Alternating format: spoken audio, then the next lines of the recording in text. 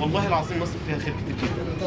رجال الاعمال، الناس اللي بتروح تدي الأورمان وبتدي برضه الرساله محتاجين توجيه اكتر، انهم برضه يتوجهوا للجمعيات يوسعوا، مش كله اصلا. يعني مثلا تلاقي معظم بيصب في مكانين ثلاثه كتير او كتير جدا، وخير يغطي كوره مصر، ويخلي كل واحد فعلا يحس بالعوده والحوجه ان هو خلاص عايز زي البني ادمين وياكل ويشرب. محتاج مجهود مننا جميعا والله، احنا كلنا مقصرين.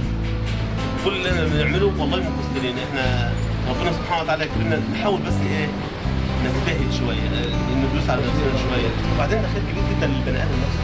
يعني انا لما بعمل كده انا بعمله لنفسي اكتر ما هو للفقير، حتى لو انا مش في نيتي كده. انا في نيتي ان انا بسعد الفقير وبدخل عليه السرور وكده، ربنا سبحانه وتعالى بيجازيني بالعمل ده على قد بقى ما ربنا سبحانه وتعالى بيقدره، على حسب اخلاص ونيتي. اهم حاجه في العمل الاخلاص.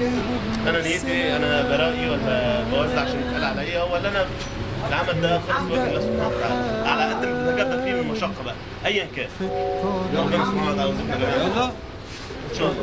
الخطا وتدلنا على حلمنا، احلم معايا ببكره جاي، ولو ما جاش احنا نجيبه بنفسنا، نبدأ نحاول كتر الخطا وتدلنا على حلمنا،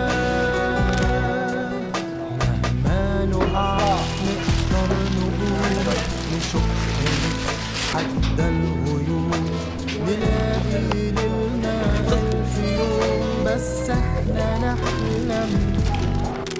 مهما نقع نقدر نقوم، نشق حتى الغيوم، نلاقي ليلنا ألف يوم، بس احنا نحلم. احلم معايا يا صديق، اطوي الخطى عرض الطريق، يهمني حلمي الجريء مهما يكون، يفضل بروحه جنبنا مهما يطول منا الطريق، لو حتى تهنا يا صديق يرجع له أنا يضمنا، على حلمنا على حلمنا على حلمنا على حلمنا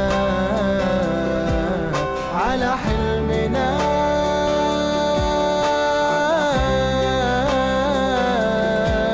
على حلمنا